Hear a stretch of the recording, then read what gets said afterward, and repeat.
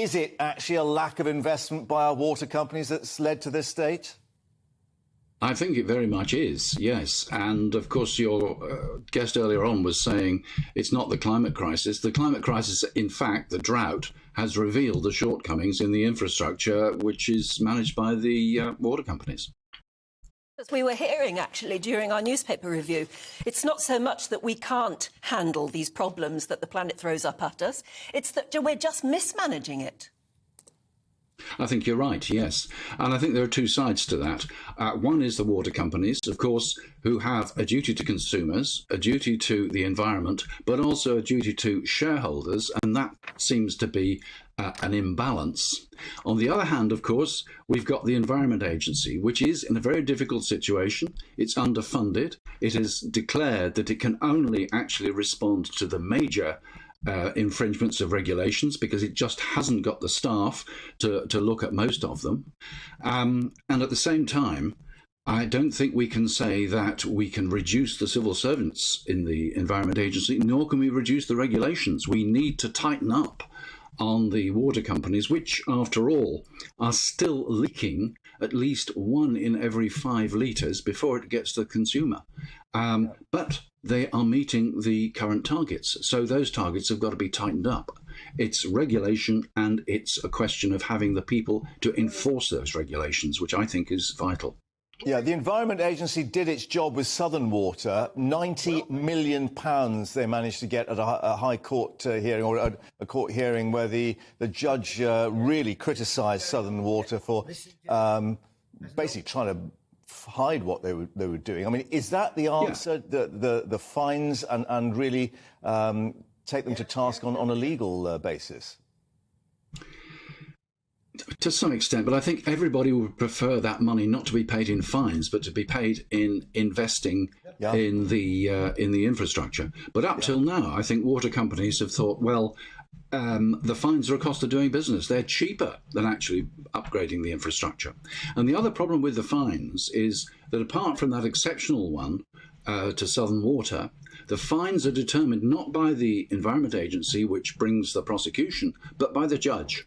And the chief executive of the Environment Agency said in the latest report that in many cases the fines that are laid down by the judge are trivial. They're less than the chief executive's salary, and they're not a disincentive to bad practice by the water companies.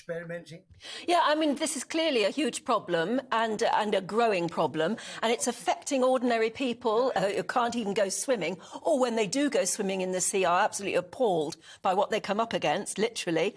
And yet, you know, you hear the politicians at the moment and they're not addressing this. In fact, green issues are being absolutely pushed to one side, aren't they?